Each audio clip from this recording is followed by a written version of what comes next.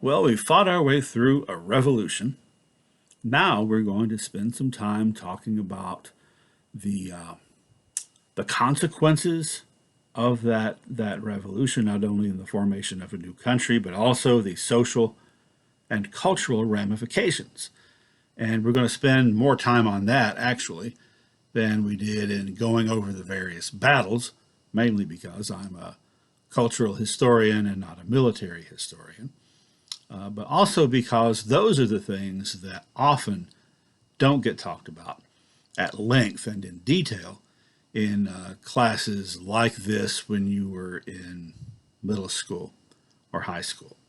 So let's take a look at, first of all, what kind of revolution ultimately this was. And it's not, as it turns out, one kind, it was three kinds. The first level of revolution was the obvious one. It was an actual, literal revolution, a struggle for national independence, for the 13 colonies to take themselves out from under the rule of Great Britain and become a new country. So that's level one. But in another way, second level, it was also just another phase in a century or longer long battle between European empires, particularly Great Britain and France. They'd been fighting each other off and on down through the years, with the most recent incident being that 7 Years' War, or French and Indian War, that caused the French to lose their North American possessions. So, certainly, having an opportunity to stick it to the British didn't hurt when it came to trying to get the French to enter into the war on the side of the United States. The third level is perhaps the most existential. This revolution was not just about establishing a new country, but it was One big also difference going to turn between into this a newly conflict established over republic what and the more kind of established countries in nation Europe this new was that there was a country lot more would democratic be. potential with a There small were, d, there meaning were varying this new perspectives country on of the that. United States was much better situated to have a government that involved the people, that involved democracy for several reasons. For example, in the United States, there's a much wider distribution of property than there was in England or really any of the European countries at that time. In the European countries, the property tended to be kind of clustered at the top, owned by a very small number of people. And those who were not those privileged property owners, who didn't have titles and so forth, were unlikely to be able to attain property of their own. Whereas in the United States, although there were, some individuals and families clearly who had a lot of property and a lot of wealth, particularly in the South, those plantation owners, it was kind of spread out more than it was in Europe. There were more middling class people. There were more small farmers. There were more small businessmen who had some property. And even going all the way down, it was possible to get property without being wealthy. Another advantage toward democracy in the United States was the fact that, and this is kind of connected with controlling property, there was no hereditary aristocracy such as there was in European countries. There were to be no barons or earls or counts or dukes who would have control of most of the property and of the wealth, and who would pass that down generation by generation in perpetuity, so that all those outside those few families would be locked out from it. Now, there were what you might call some de facto aristocrats, that is, people who had so much wealth that it was kept in their family and kept their families prominent, but they didn't have as European countries did. It wasn't enshrined in law that that would happen. Now, a third thing that you might not ordinarily think about is the fact that in the United States there were more different kinds of Protestant denominations, and that the established churches, even the most established denominations, were not as powerful in the U.S. as they were in England and other European countries. So in England, of course, and Great Britain, the official state religion was the Church of England, with the monarch as the head of the church. Now, in circa 1690, after the Glorious Revolution, William and Mary had instituted some religious tolerance laws that made it illegal to discriminate against Protestants of other denominations. So there were other denominations in England, but the Church of England, as the state church, state religion, actually was supported by the taxes in the country and was extremely powerful. Now, in the colonies, which then became the United States, there were some denominations that were more influential than others, including the Church of England, which probably had the highest membership of any Protestant denomination in the colonies and early United States. And then there were the Congregationalists up in New England, formerly known as Puritans, who made up about 20% of the faith of United States citizens. But there were also Methodists and Presbyterians. There were Baptists, there were Quakers, and so on and so forth. And also there were Catholics that we'll talk about in a little bit. Now, during the time that the 13 states had been the 13 colonies, each of them had, well, not each of them, most of them, had an official church that they sponsored, like the Congregationalist Church in Massachusetts, Church of England in Virginia, I believe. But even with that, there were more choices to be had, and it could differ from colony to colony or state to state. So, as a result of those three things that we just talked about, to rephrase, wide distribution of property, no nobility, and less powerful central churches, as a result of all that, Americans, this new type of person in the world, Americans tended to reject the notion of having a fixed status. In Europe, it was generally expected that you would accept the fact you had a fixed status. Whatever class, whatever social class you were born into, is a social class you would spend your life in and die in almost certainly.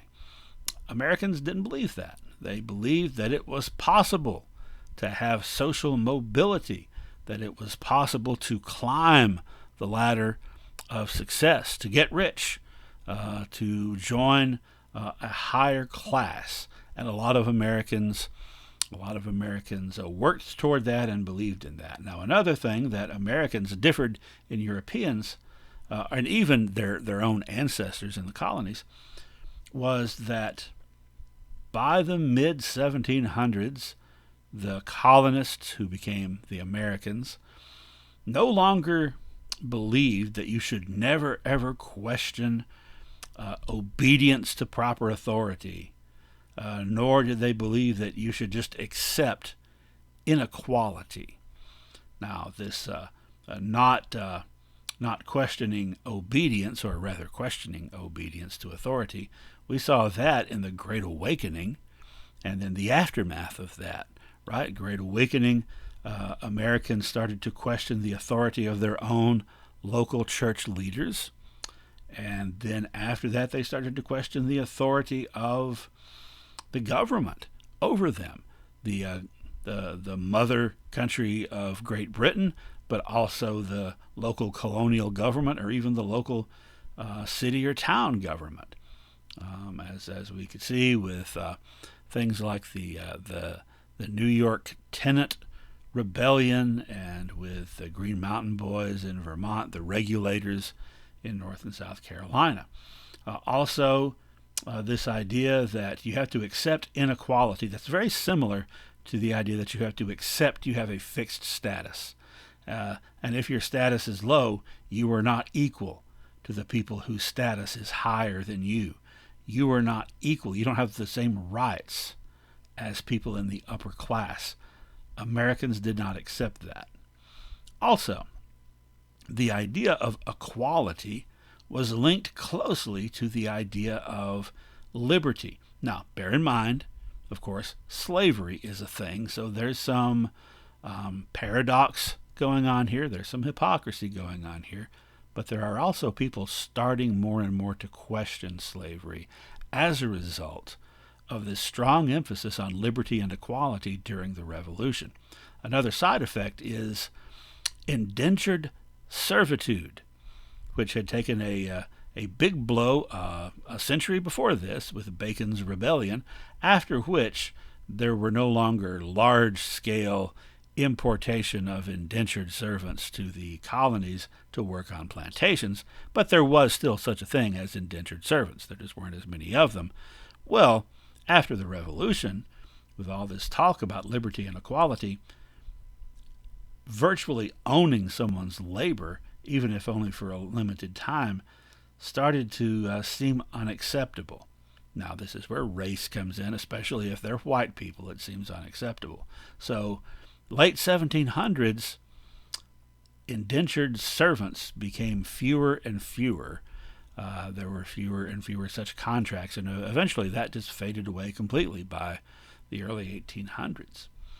Now, another result of this emphasis on equality and liberty and so forth was challenging property requirements to participate in civic activities. Every colony had laws that stated you had to own a certain amount of property to be able to vote or to run for office.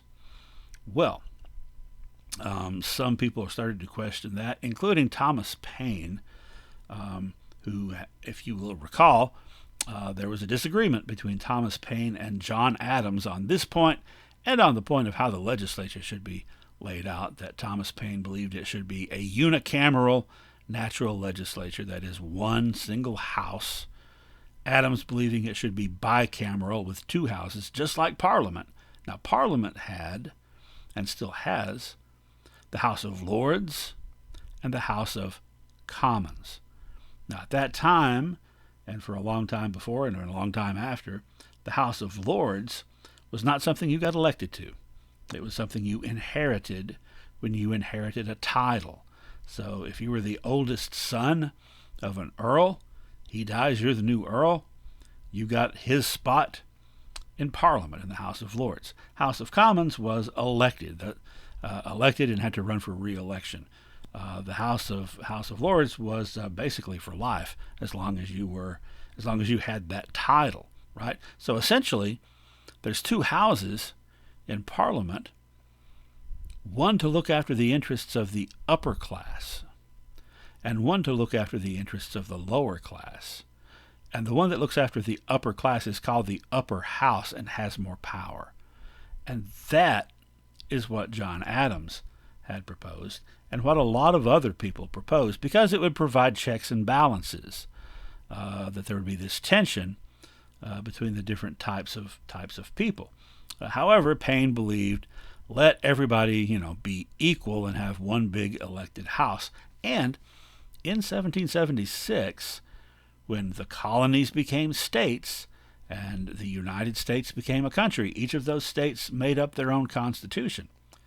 And the Constitution of Pennsylvania, which, by the way, is where Thomas Paine was living, it actually adopted a unicameral legislature, and also eventually did away with property requirements. Now, there was kind of a continuum There was kind of a range, you might say.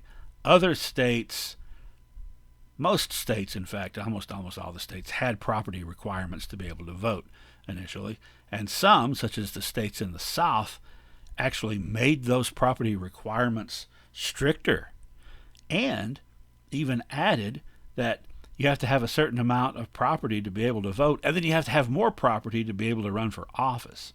So that was a little bit of a southern difference. However, the important thing here is that Pennsylvania demonstrated some people were starting to think differently about that. Some people were starting to change their attitudes about the rights of white male adult citizens, regardless of how much money or property they had. Well, one other result was the idea that a republic is not just a government without a king, but that a republic exists to serve the public good, the greater good of the greater number of people, to promote the general welfare, that is, the well-being of the highest number of its citizens.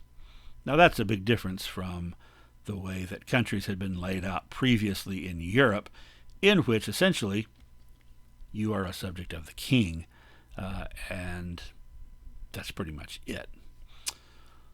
All right, well, now let's take a look at some other differences. One big difference in particular, and that is religious tolerance. Now, I mentioned that there was a wider variety of types of church denominations in the early U.S., and that's true.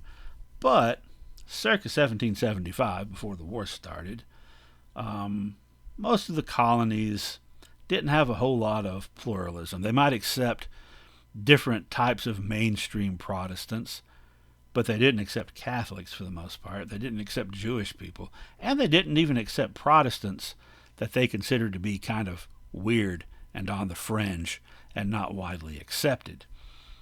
In fact, when the war started, when the Revolution started, up in Massachusetts, Baptists were still being regularly put in jail. Now, they were no longer being branded in the face or hanged in the public square like 100 years before, but they were often put in jail because Congregationalism was the state religion of the Massachusetts colony, and that meant everyone in the colony had to pay taxes, and those taxes supported the Congregationalist church. Many Baptists refused to do that because they refused to support another church other than their own, and so they were accused of tax evasion. That was happening fairly often to Baptists up in New England. Well, there was a big change over the course of the war in attitudes toward Catholics. It was a big change. It was not just a sudden outright acceptance of Catholicism, because prejudice against Catholics would continue for a long time.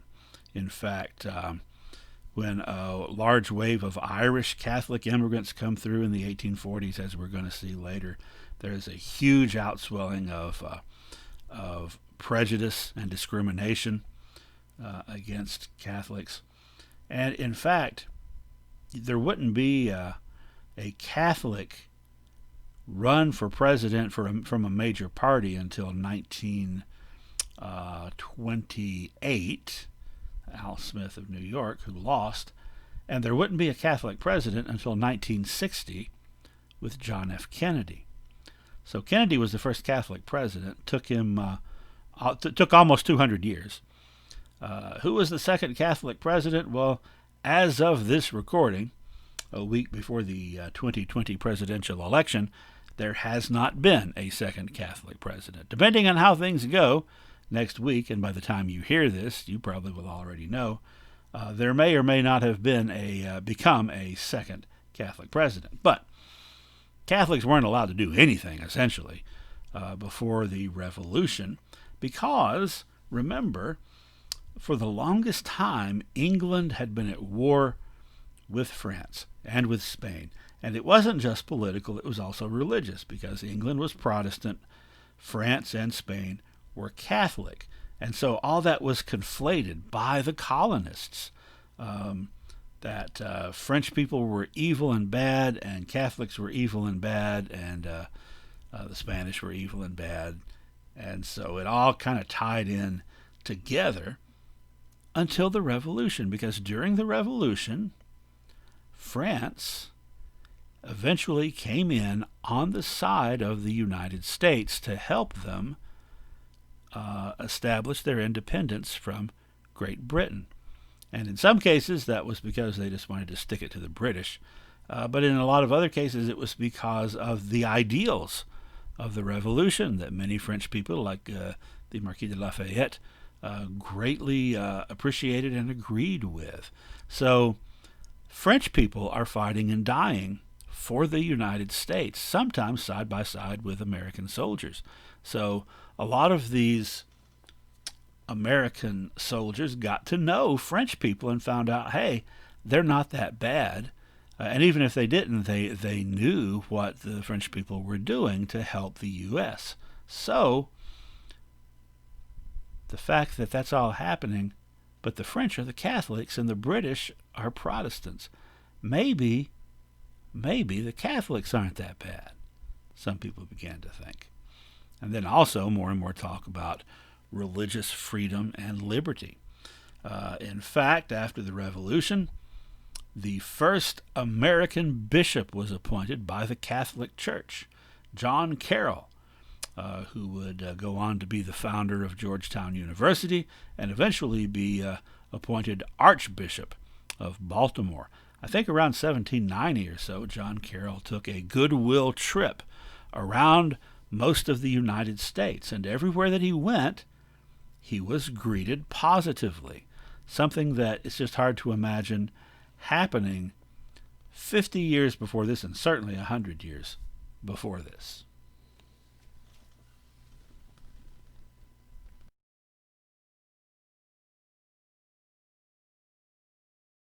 When the colonies became states in 1776, many of them continued the practice of having an official state denomination, an official state religion.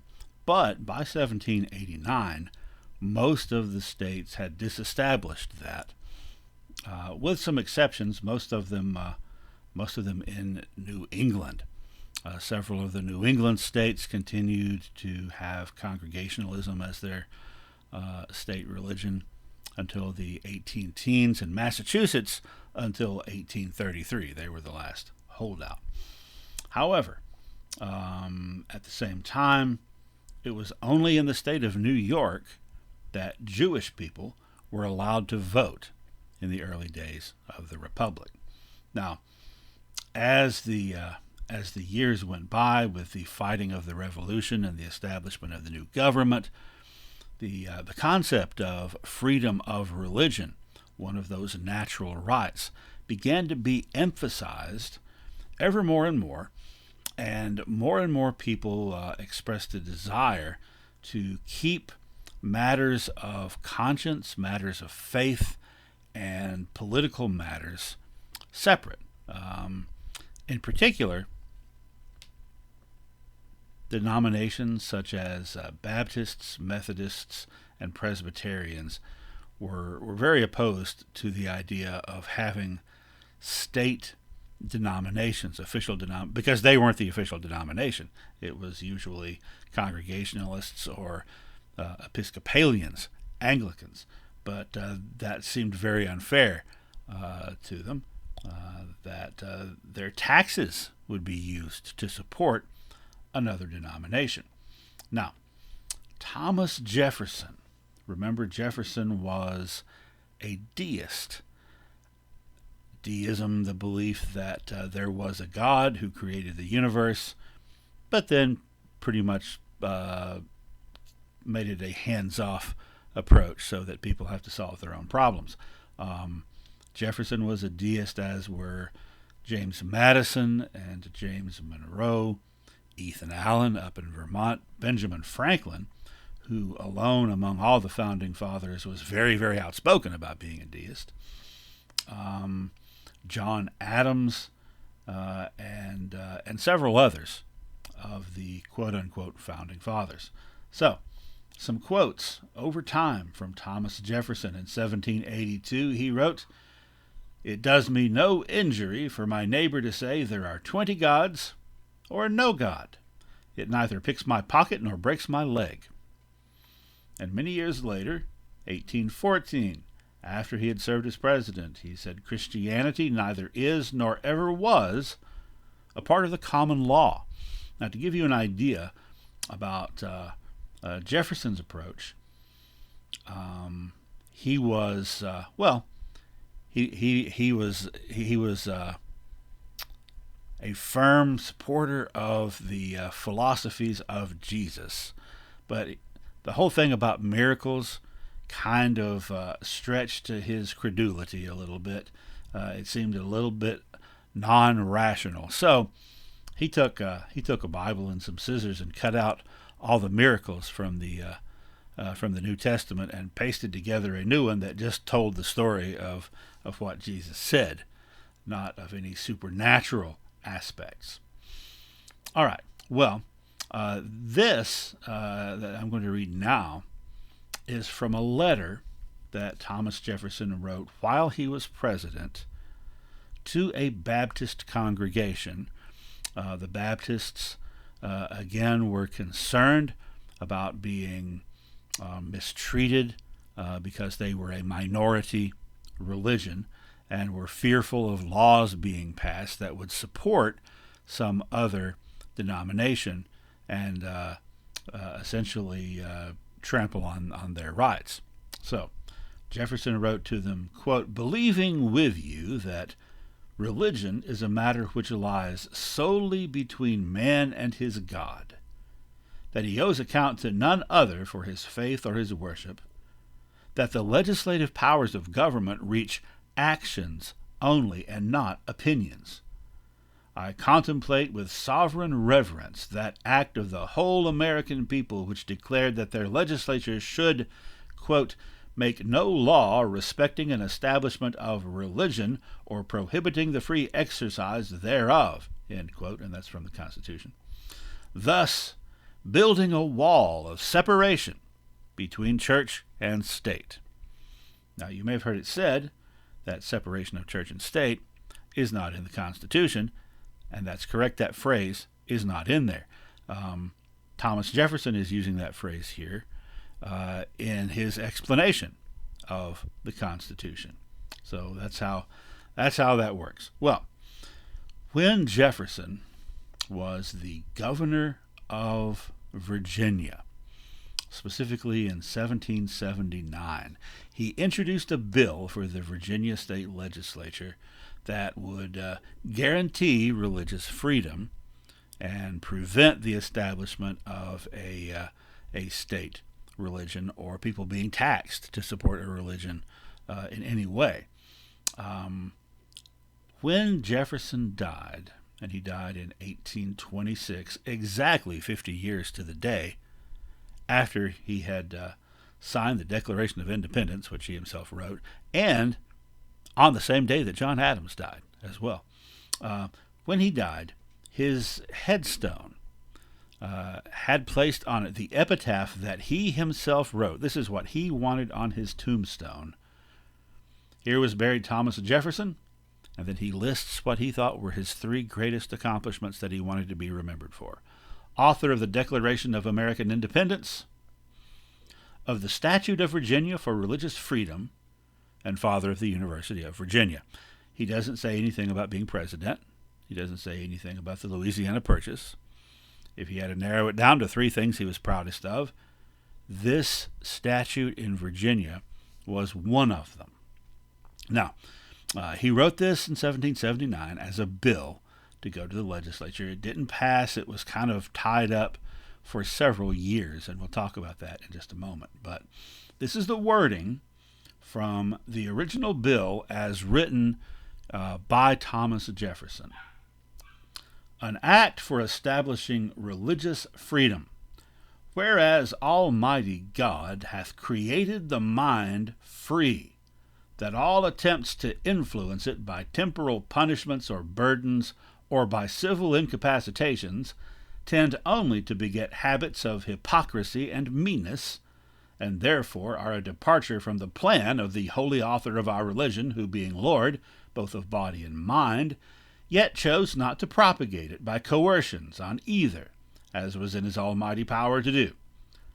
Our civil rights have no dependence on our religious opinions any more than our opinions in physics or geometry, that therefore the proscribing or preventing any citizen as unworthy the public confidence by laying upon him an incapacity of being called to offices of trust and emolument, unless he profess or renounce this or that religious opinion, is depriving him injuriously of those privileges and advantages to which, in common with his fellow citizens, he has a natural right. All right, so let's unpack that a little bit. Now, he mentions God several times. Remember, A, he was a deist, so he did believe in a God, and B,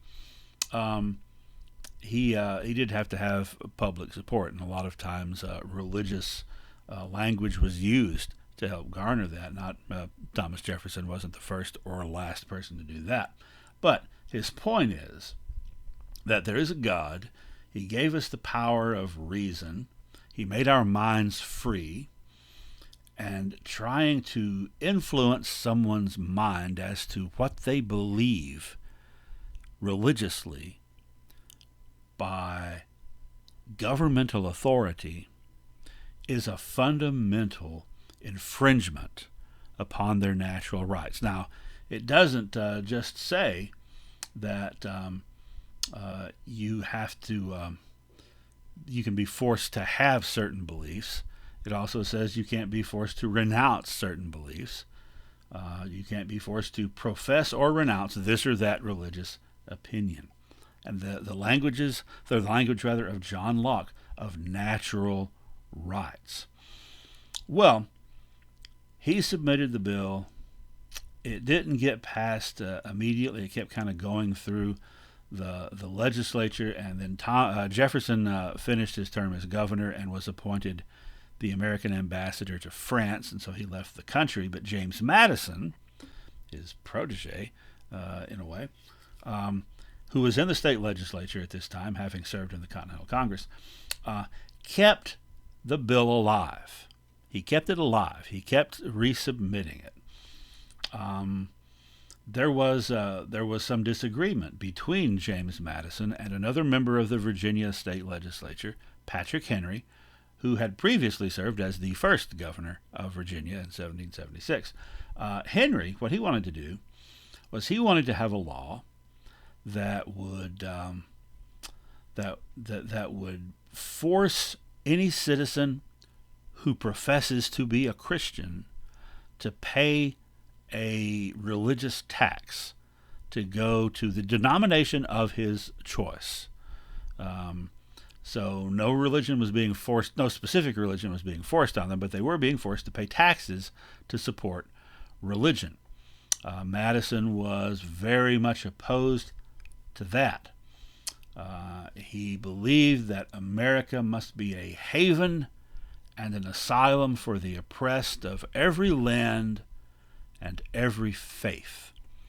So Patrick Henry wound up running for governor again and getting elected governor, I think in 1786. And when that happened, he was the one that was leading the charge for the religious tax, and Madison was opposing it.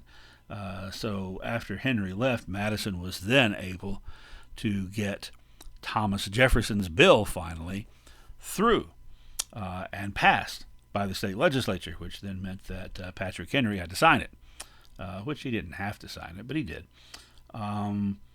And the final version of the statute was actually co-written by Jefferson with some input from James Madison. And I'm going to read you the full text. It's only 3 paragraphs. Whereas Almighty God hath created the mind free, that all attempts to influence it, etc., pretty much the same as what we read before.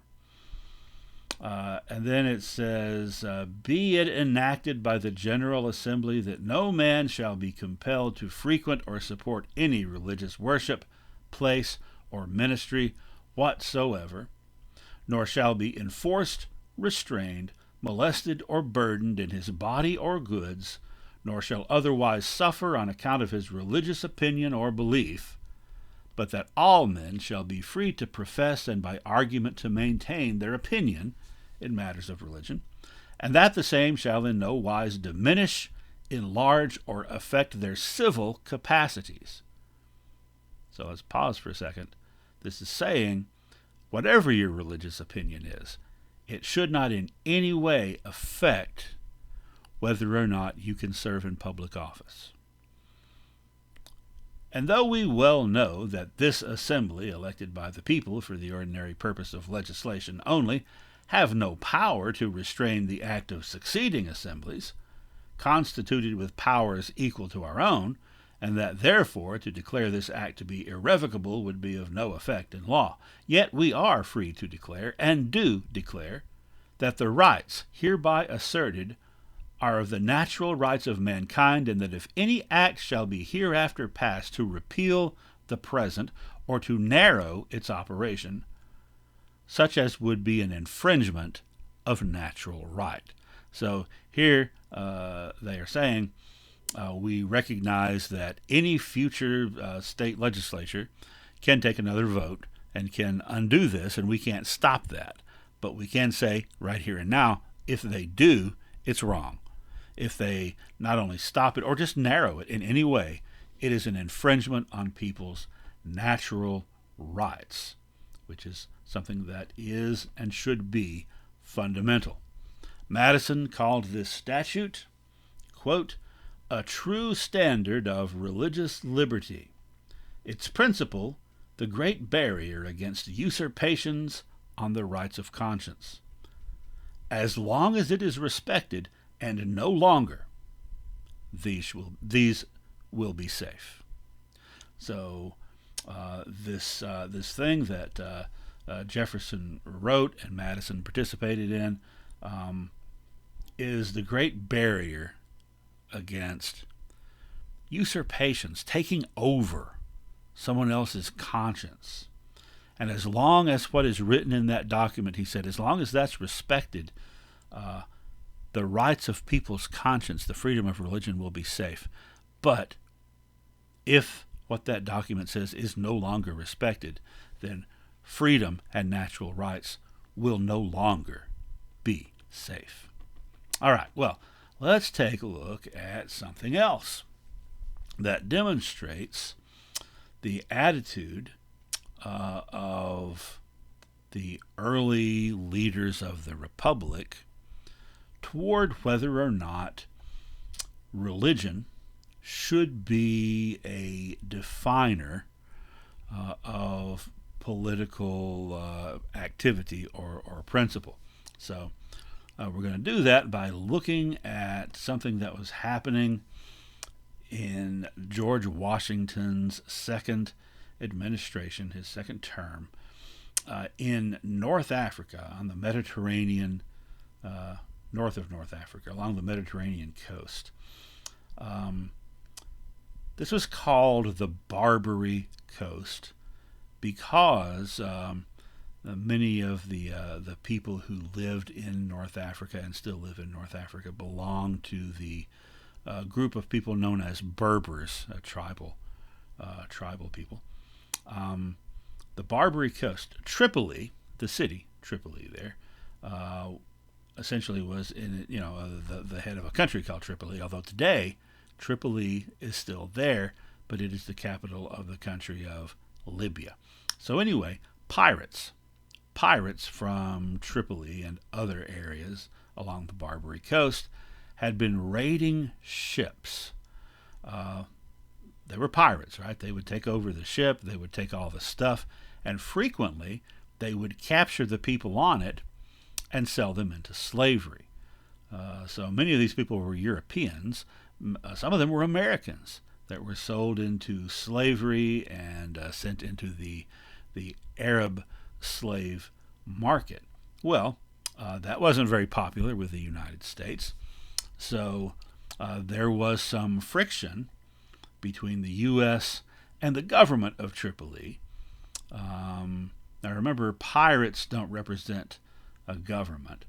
But as the tensions rose, there was ultimately a treaty that was made with Tripoli. It had several articles. I think 12 or 14 articles were in the treaty. Most of it just kind of like stuff about territorial rights and things like that. Now, this treaty was begun, the drafting of it, in the administration of George Washington. It went through went through Congress, where it was passed unanimously. No one voted against it. And then the second president, John Adams, signed off on it. And the wording in the treaty is often attributed to John Adams. And let's take a look at Article 11.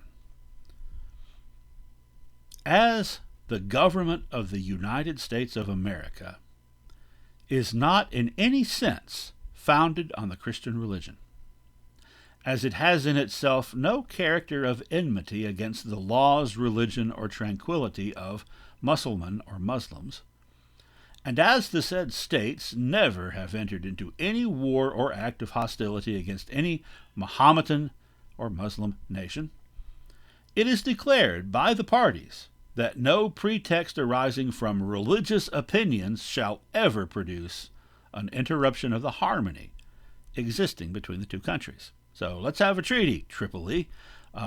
Do not have the attitude that this is Christians versus Muslims, because this is the United States of America. It is not a religious government.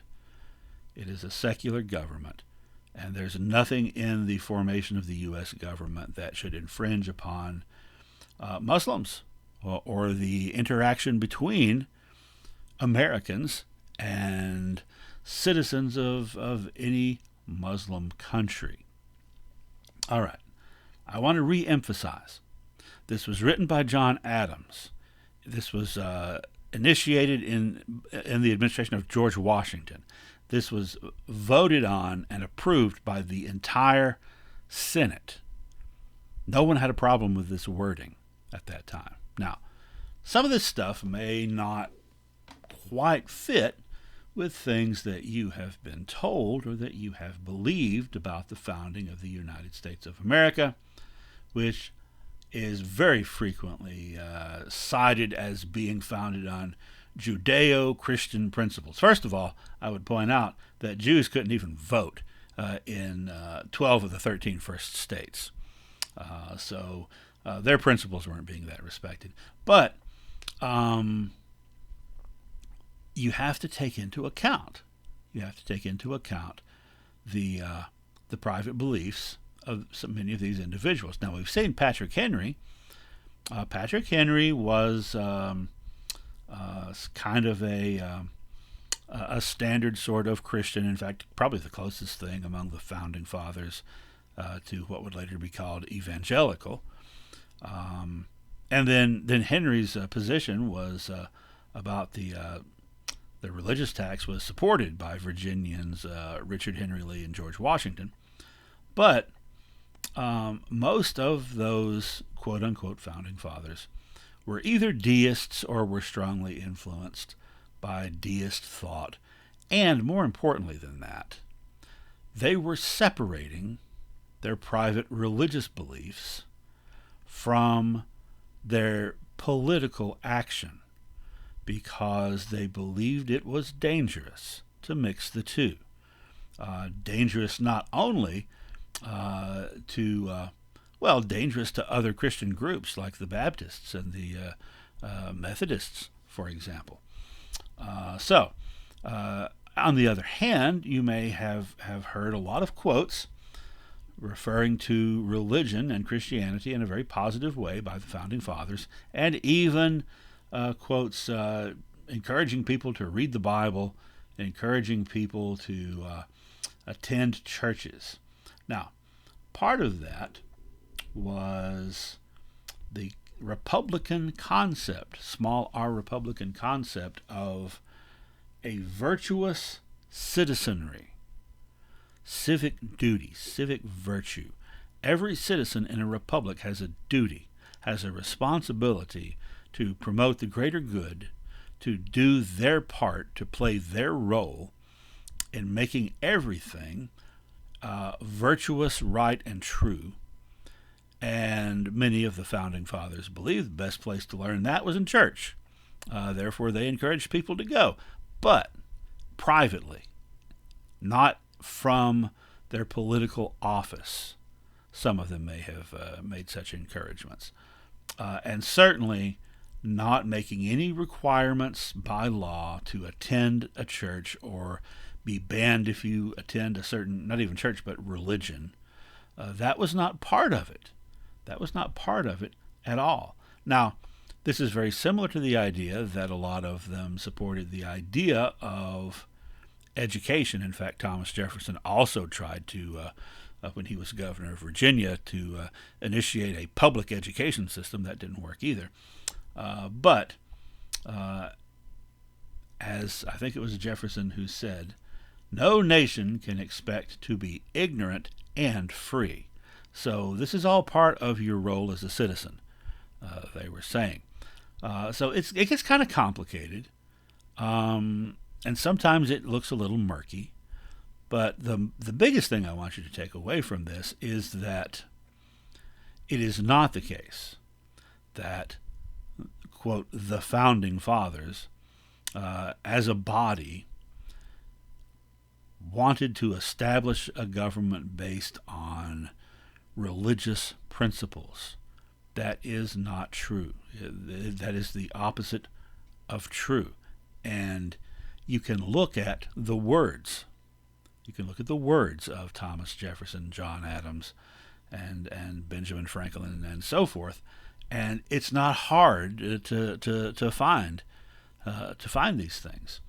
Now, there are some people who are not historians who have made sort of a cottage industry of writing books about how Thomas Jefferson didn't actually mean the things that he said. But he said those things. Okay? So, that's very important to know. Now, I'm saying this from a position of not of someone who is non-religious, not of someone who is opposed to religious practice or to Christianity. Probably shouldn't be even talking about this, but my own personal experience and take, I am a Christian. I've done mission work. I've served as I've been a preacher. I have sung in the choir for many years. That doesn't mean that, looking at Republican principles, small r Republican principles, that doesn't mean that I think people should be compelled to do that or restrained from doing it either. And that was the intent of the framers of the Constitution and of all these other laws and ordinances that we've looked at, that freedom, religious freedom, is a natural right. And to have religious freedom, you can't have the government coming down, really, on one side or the other. That's what they said. That's what they said. All right, well, think about that. If you feel like I'm just not correct, feel free to do some research. But if you do, be thorough and look at the actual primary documents and the actual words of the people in question. And, don't do so by believing something on a meme with George Washington's picture on it, because that doesn't really, guarantee that that's accurate, an accurate portrayal. All right.